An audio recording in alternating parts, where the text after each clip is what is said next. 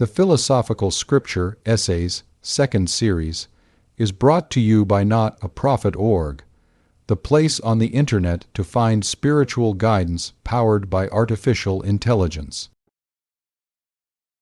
The uneasiness which the thought of our helplessness in the chain of causes occasions us results from looking too much at one condition of nature, namely, motion.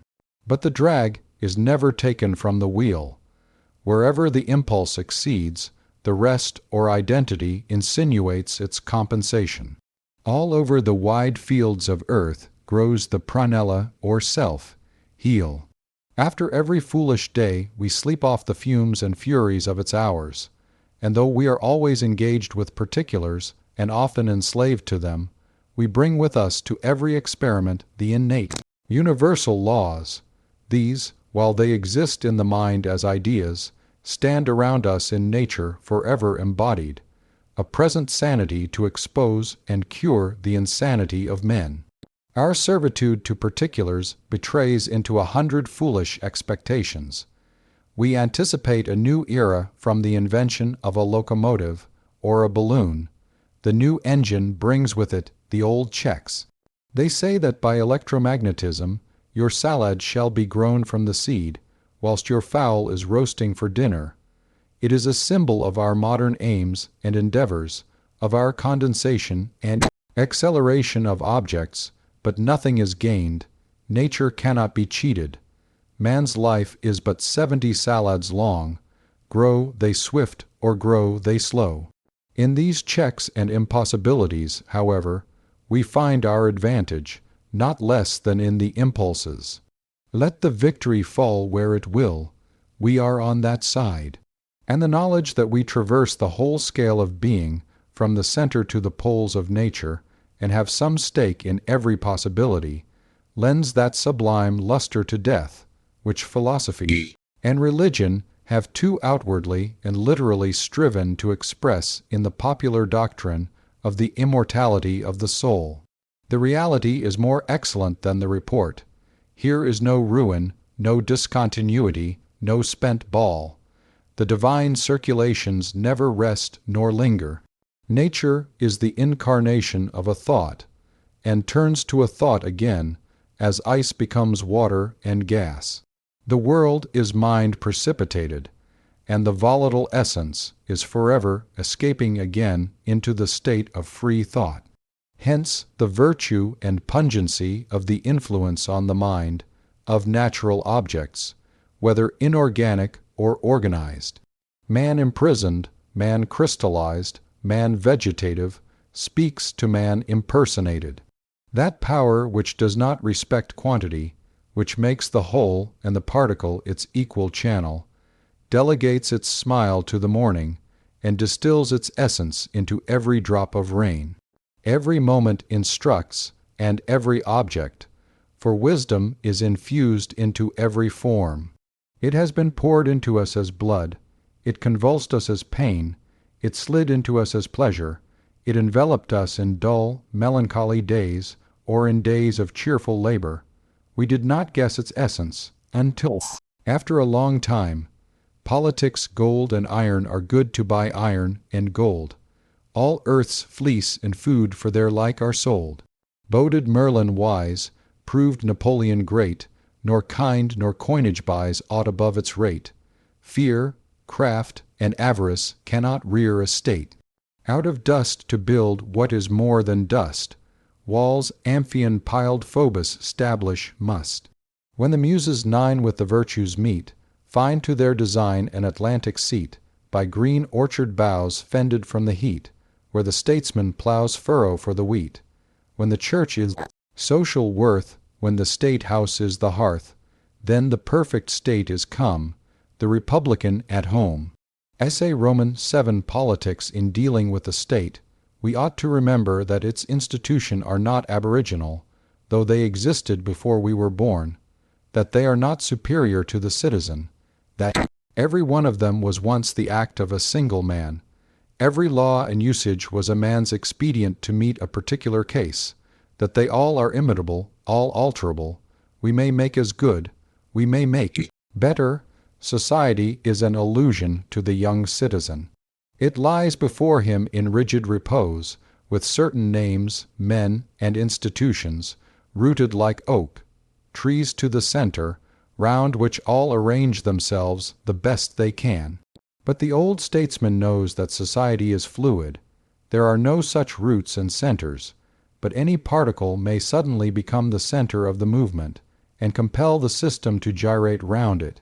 And every man of strong will, like Pisistratus or Cromwell, does for a time, and every man of truth, like Plato or Paul, does forever. But politics rest on necessary foundations, and cannot be treated with levity. Republics abound in young civilians who believe that the laws make the city, that grave modifications of the policy and modes of living and employments of the population, that commerce, education, and religion may be voted in or out, and that any measure, though it were absurd, may be imposed on a people, if only you can get sufficient voices to make it a law. But the wise know that foolish legislation is a rope of sand, which perishes in the twisting, that the state must follow, and not lead the character and progress of the citizen. The strongest usurper is quickly got rid of, and they only who build on ideas build for eternity, and that the form of government which prevails is the expression of what cultivation exists in the population, which permits it. The law is only a memorandum. We are superstitious, and esteem the statute somewhat. So much life as it has in the character of living men is its force. The statute stands there to say, Yesterday we agreed so and so, but how feel ye this article today? Our statute is a currency, which we stamp with our own portrait. It soon becomes unrecognizable, and in process of time will return to the mint.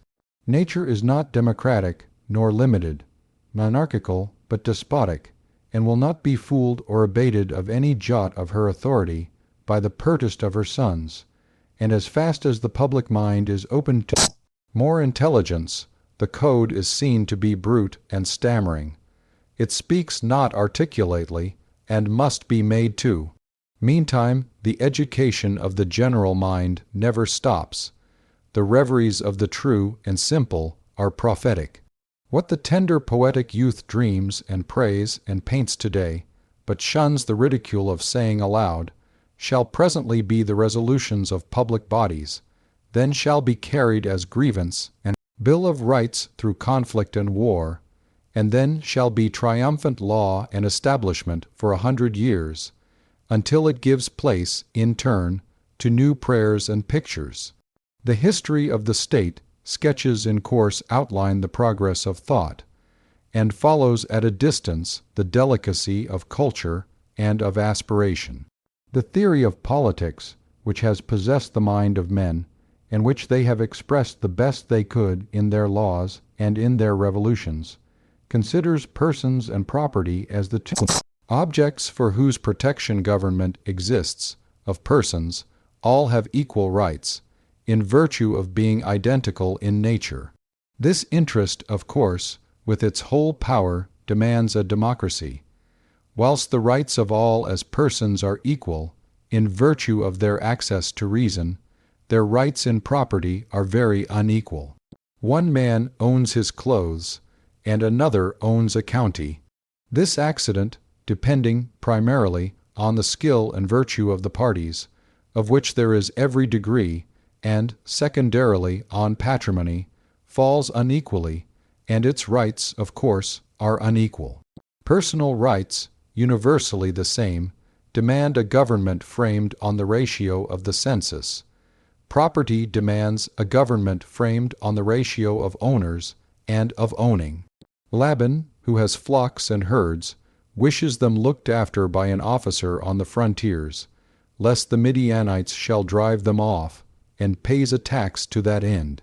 Jacob has no flocks or herds, and no fear of the Midianites, and pays no tax to the officer. It seemed fit that Laban and Jacob should have equal rights to elect the officer, who is to defend their persons, but that Laban, and not Jacob, should elect the officer who is to guard the sheep and cattle. And if question arise whether additional officers or watch towers should be provided, must not Laban and Isaac, and those who must sell part of their herds to buy protection for the rest, judge better of this, and with more right, than Jacob, who, because he is a youth and a traveler, eats their bread and not his own? In the earliest society the proprietors made their own wealth, and so long as it comes to the owners in the direct way, no other opinion would arise in any equitable community than that property should make the law for property, and persons the law for persons. But property passes through donation or inheritance to those who do not create it. Gift in one case makes it as really the new owners as labor made it the first owners. In the other case of patrimony, the law makes an ownership, which will be valid in each man's view, according to the estimate which he sets on the public tranquillity.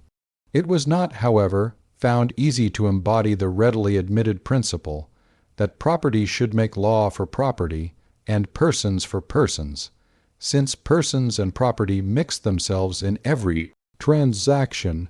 At last it seemed settled that the rightful distinction was that the proprietors should have more elective franchise than non-proprietors, on the Spartan principle of calling that which is just equal, not that which is equal just. That principle no longer looks so self-evident as it appeared in former times, partly because doubts have arisen whether too much weight had not been allowed in the laws to property, and such a structure given to our usages as allowed the rich to encroach on the poor and to keep them poor, but mainly because there is an instinctive sense, however obscure and yet inarticulate, that the whole constitution of property on its present tenures is injurious, and its influence on persons deteriorating and degrading, that truly the only interest for the consideration of the state is persons, that property will always follow persons, that the highest end of government is the culture of men, and if men can be educated, the institutions will share their improvement, and the moral sentiment will write the law of the land. If it be not easy to settle the equity of this question, the peril is less when we take note of our natural defenses. We are kept by better guards than the vigilance of such magistrates as we commonly elect. Society always consists, in greatest part, of young and foolish persons. The old, who have seen through the hypocrisy of courts and statesmen, die, and leave no wisdom to their sons. They believe their own newspaper, as their fathers did at their age. With such an ignorant and deceivable majority, states would soon run to ruin, but that there are limitations, beyond which the folly and ambition of governors cannot go. Things have their laws, as well as men, and things refuse to be trifled with. Property will be protected. Corn will not grow unless it is planted and manured, but the farmer will not plant or hoe it, unless the chances are 100 to 1 that he will cut and harvest it. Under any forms, persons and property must and will have their just sway. They exert their power as steadily as matter its attraction.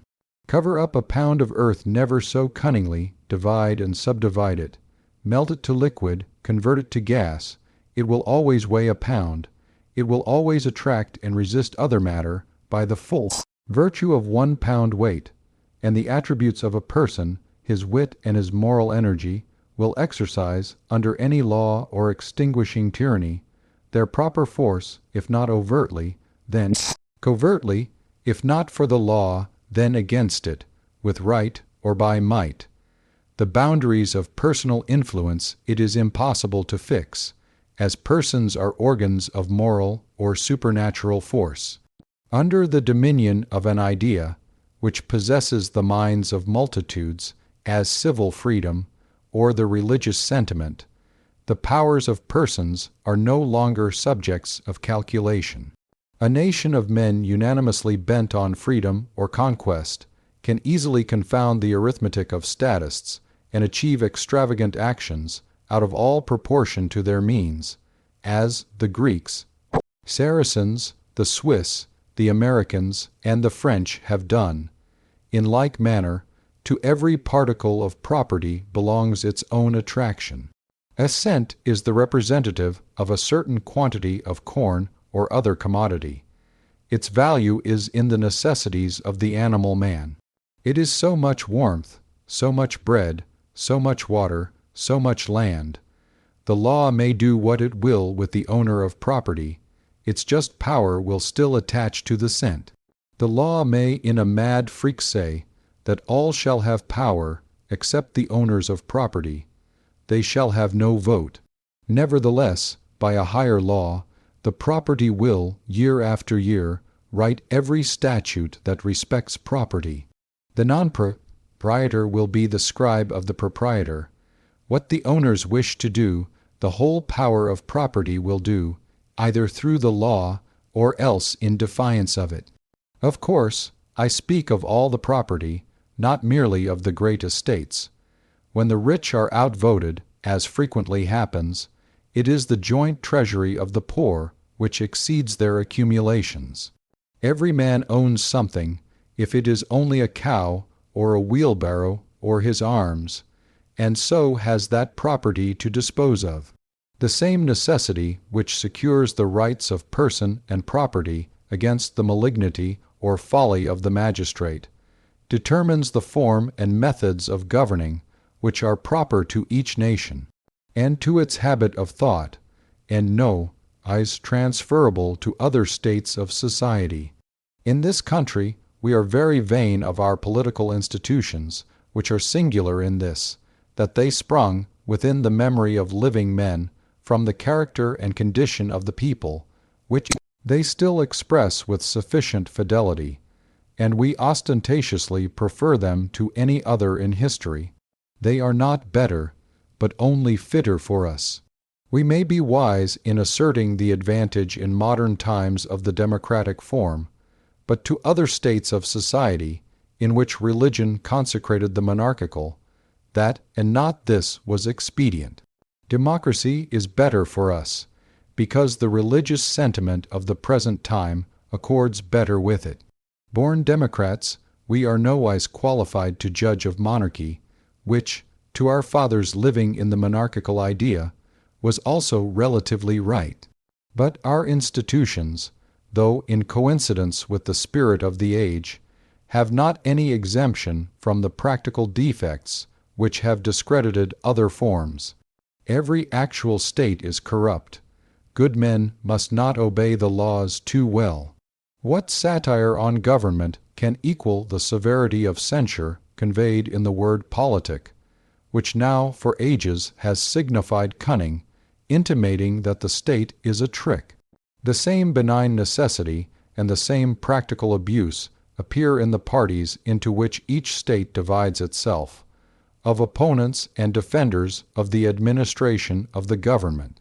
Parties are also founded on instincts, and have better guides to their own humble aims than the sagacity of their leaders. They have nothing perverse in their origin, but rudely mark some real and lasting relation. We might as wisely reprove the east wind or the frost as a political party, whose members, for the most part, could give no account of their position, but stand for the defense of those interests in which they find themselves. Our quarrel with them begins when they quit this deep natural ground at the bidding of some leader, and, obeying personal considerations, throw themselves into the maintenance and defense of points belonging to their system. A party is perpetually corrupted by personality. Whilst we absolve the association from dishonesty, we cannot extend the same charity to their leaders. They reap the rewards of the docility and zeal of the masses which they direct.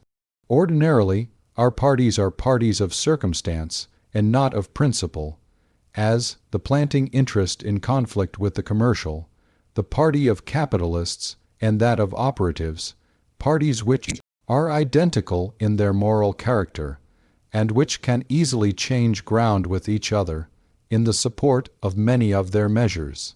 Parties of principle, as religious sects, or the party of free trade, of universal suffrage, of abolition of slavery, of abolition of capital punishment, degenerate into personalities, or would inspire enthusiasm. The vice of our leading parties in this country, which may be cited as a fair specimen of these societies of opinion, is that they do not plant themselves on the deep and necessary grounds to which they are respectively entitled, but lash themselves to fury in the carrying of some local and momentary measure, nowise useful to the commonwealth. Of the two great parties, which, at this hour, almost share the nation between them, I should say, that one has the best cause, and the other contains the best men. The philosopher, the poet, or the religious man will, of course, wish to cast his vote with the Democrat for free trade, for wide suffrage, for the abolition of legal cruelties in the penal code, and for facilitating in every manner the access of the young and the poor to the sources of wealth and power. But he can rarely accept the persons whom the so-called popular party propose to him as representatives of these liberalities. They have not at heart the ends which give to the name of democracy what hope and virtue are in it. The spirit of our American radicalism is destructive and aimless. It is not loving. It has no ulterior and divine ends, but is destructive only out of hatred and selfishness. On the other side, the conservative party, composed of the most moderate, able, and cultivated part of the population, is timid and merely defensive of property. It vindicates no right, it aspires to no real good, it brands no crime, it proposes no generous policy, it does not build, nor write, nor cherish the arts, nor foster religion, nor establish schools, nor encourage science, nor emancipate the slave, nor befriend the poor, or the Indian, or the immigrant. From neither party, when in power, has the world any benefit to expect in science, art, or humanity, at all commensurate with the resources of the nation. I do not for these defects despair of our republic. We are not at the mercy of any waves of chance. In the strife of ferocious parties, human nature always finds itself cherished, as the children of the convicts at Botany Bay are found to have as healthy a moral sentiment as other children. Citizens of feudal states are alarmed at our democratic institutions lapsing into anarchy, and the older and more cautious among ourselves are learning from Europeans to look with some terror at our turbulent freedom. It is said that in our license of construing the Constitution, and in the despotism of public opinion, we have no anchor, and one foreign observer thinks he has found the safeguard in the sanctity of marriage among us, and another thinks he has found it in our Calvinism.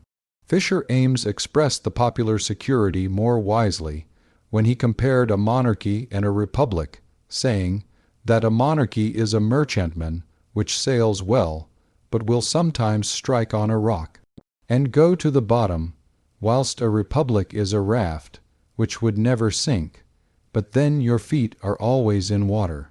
No forms can have any dangerous importance, whilst we are befriended by the laws of things. It makes no difference how many tons weight of atmosphere presses on our heads, so long as the same pressure resists it within the lungs. Augment the mass 1,000-fold, it cannot begin to crush us, as long as reaction is equal to action. The fact of two poles, of two forces, centripetal and centrifugal, is universal, and each force by its own activity develops the other. Wild liberty develops iron conscience. Want of liberty, by strengthening law and decorum, stupefies conscience. Lynch law prevails only where there is greater hardihood and subsistency in the leaders. A mob cannot be a permanency. Everybody's interest requires that it should not exist, and only justice satisfies all. We must trust infinitely to the beneficent necessity which shines through all laws. Human nature expresses itself in them as characteristically as in statues, or songs, or railroads, and an abstract of the codes of nations would be a transcript of the common conscience. Governments have their origin in the moral identity of men. Reason for one is seen to be reason for another, and for every other. There is a middle measure which satisfies all parties, be they never so many, or so resolute for their own. Every man finds a sanction for his simplest claims and deeds in decisions of his own mind, which he calls truth and holiness. In these decisions all the citizens find a perfect agreement, and only in these, not in what is good to eat, good to wear, good use of time, or what amount of land or of public aid each is entitled to claim. This truth and justice men presently endeavor to make application of, to the measuring of land, the apportionment of service, the protection of life and property. Their first endeavors, no doubt, are very awkward. Yet absolute right is the first governor, or every government is an impure theocracy. The idea, after which each community is aiming to make and mend its law, is the will of the wise man. The wise man it cannot find in nature, and it makes awkward but earnest efforts to secure his government by contrivance, as by causing the entire people to give their voices on every measure, or by a double choice to get the representation of the whole, or by a selection of the best citizens, or to secure the advantages of efficiency and internal peace by confiding the government to one, who may himself select his agents. All forms of government symbolize an immortal government, common to all dynasties and independent of numbers, perfect where two men exist, perfect where there is only one man.